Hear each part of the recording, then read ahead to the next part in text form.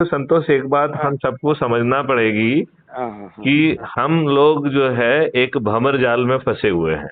हाँ जी जी। और जैसे कि आपसे हमारी बुरहानपुर के प्रवास के दौरान पे भी बात हुई थी कि देखो ज्वेलर्स हैं, वो तो अपनी संपत्ति ठीक ढंग से खरीद रहे हैं।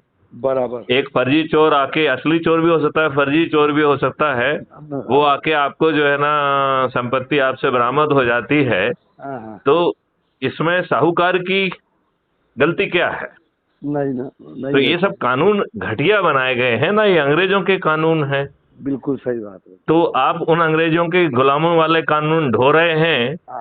और जो व्यवस्था है, चाहे वो IAS, IPS, civil services, bureaucracy, judiciary, सभी लॉर्डशिप की व्यवस्थाएं हैं, है कि नहीं है? बराबर, बिल्कुल बिल्कुल। तो आप इन व्यवस्थाओं को क्यों ढो रहे हो? क्योंकि इन्हें आपके ऊपर थोपा गया है।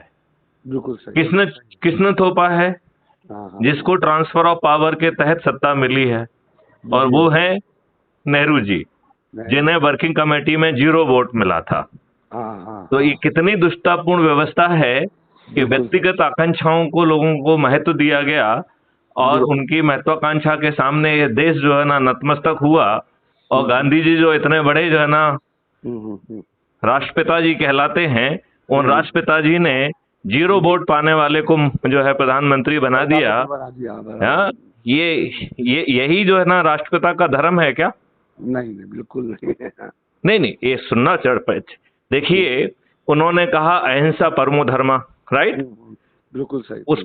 ये इसके दो, इस जो ये श्लोक है, इस श्लोक का दूसरा पार्ट भी है, हिंसा धर्म च, मतलब धर्म के लिए की गई हिंसा अहिंसा से भी उत्कृष्ट है। ये है पूरा सूत्र इसका। तो दुष्ट लोगों ने आपको आधी बात कह के अपने आप को महामंडित कर लिया। आप ये बताइए, अपने धर्मशास्त्र क्या कहता है कि अत्याचार करने वाला और अत्याचार सहने वाला दोनों ही दोषी हैं।